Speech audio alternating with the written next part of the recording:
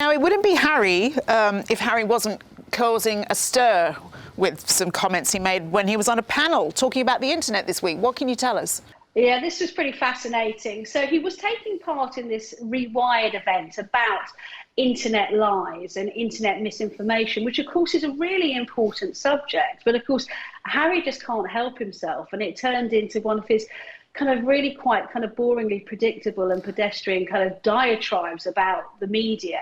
I mean, there were some brilliantly kind of chosen choice phrases thrown in. He described kind of reporters like me as pirates with press passes, which I think was quite amusing. But unfortunately, it kind of went off topic. And actually, I think there's a really, really important subject he was there to discuss. I think I'd like to see you in an eye patch, actually, Rebecca. I think that'd be quite fetching.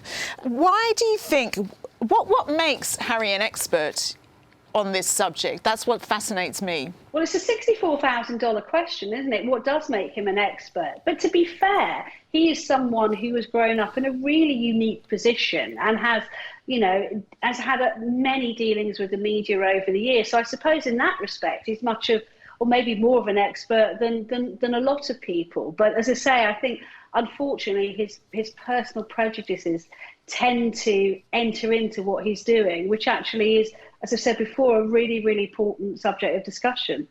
And do you buy the idea that he's happy? See, last night again, he was saying that he's, quote unquote, living the American dream.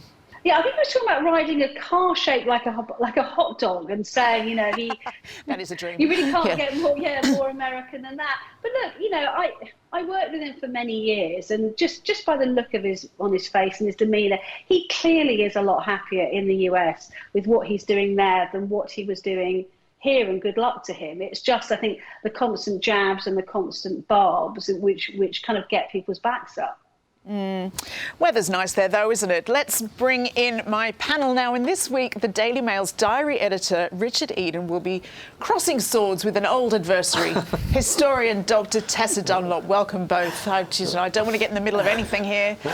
Now, Richard, some very strong words from Harry this week, hitting out at social media companies and the pirates of the media. I don't have a press pass, so I think I'm not a pirate. But what did you make of all of that? I mean, as always with Harry and Meghan, they sort of say things which leave you very confused afterwards.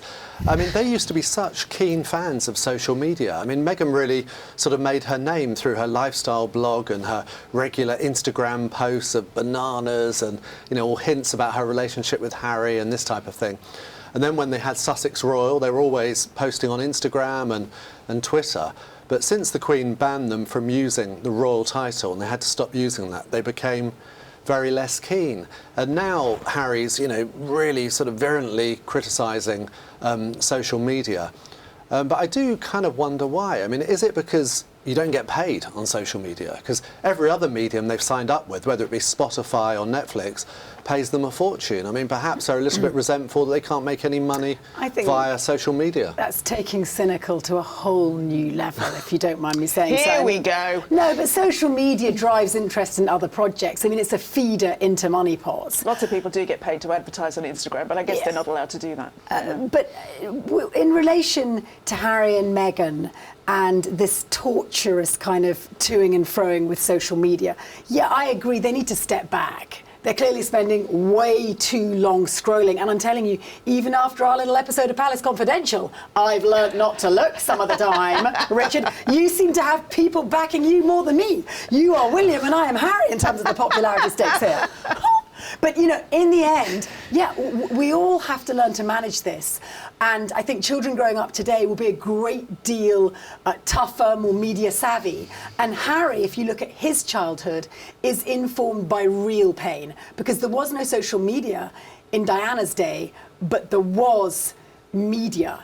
And I think what he sees is a snowball effect of what killed his mother, and has subsequently, despite all his best efforts, grown even bigger because of social media. And I think that's at the heart of it. I mean, he claimed as well, I'm fascinated by this, to have predicted the riots on Capitol Hill from January this year. On, didn't we all predict them? But that's what, and his warnings were ignored by Jack Dorsey, CEO of Twitter. What do you make of that? Has he explained how he predicted it? But first, Jack Dorsey ignores me too. I mean, it's weird, right? Yeah. Well, no, wasn't it from? He was sort of suggesting it was from his monitoring of social media, but they previously said. But we're all doing that. It's basically, does that mean he was reading Donald Trump's tweets? Well, no, they previously said they're boycotting social media. Yeah. So sometimes it seems it's quite hard to keep up with his stories. I think, it's weird. There does seem to be an ambiguity around some of his messaging. And interestingly, Harry, I mean, I'm kind of fond of him on one level, but he's not the sharpest knife in the box. I mean, I struggle to get my head around the First Amendment, for goodness sake. And I think perhaps he could be better advised to steer clear of big issues like the First Amendment in relation to social media. But he has pointed to a wound in the way in which Britain and America, have transactions between the press and the public. Yes, we believe in freedom of speech, but it has massive pit holes, and those have got bigger with social media. We've hollowed out our debate, and that needs to be addressed. We have, Richard. Don't look like that. What do you mean you don't believe me?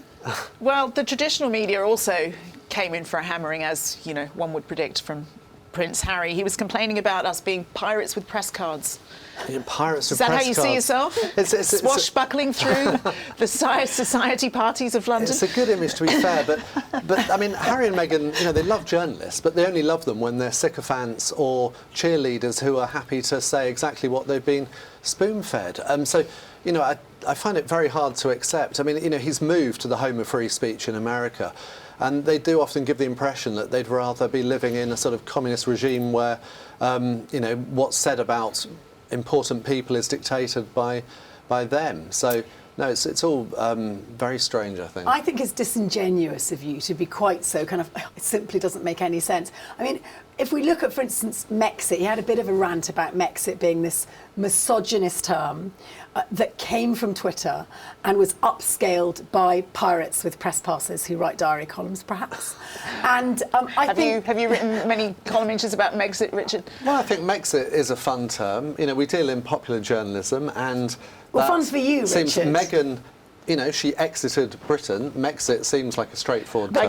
I guess Harry's point is that he was more the architect of the exit, more of a Hexit than a Megxit, but she became like this Yoko Ono figure of blame. But I think anyone who loves the language would say that Mexit's got a better ring to it than Hexit, and Hexit is all rather strange. Harry also said, Richard, that he wants social media to allow everyone who can come to these communities and be welcome no matter who they are, what they represent, and what their beliefs are. that's not unreasonable, isn't it? No, I think that's a perfectly reasonable thing to say that anyone would.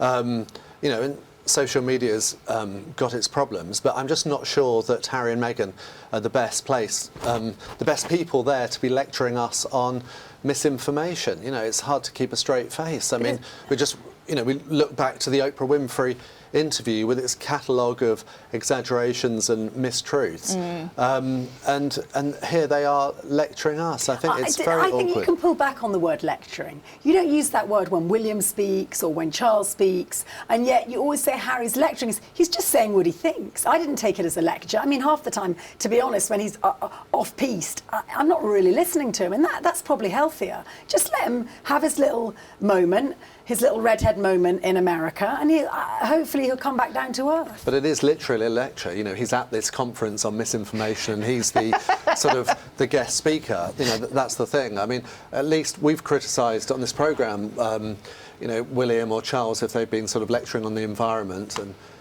that type of thing. So here it is, Harry on free speech. That is all we have time for on our YouTube version of the show today. For more royal news, views and videos, head over to Mail Plus. That link is on your screen now.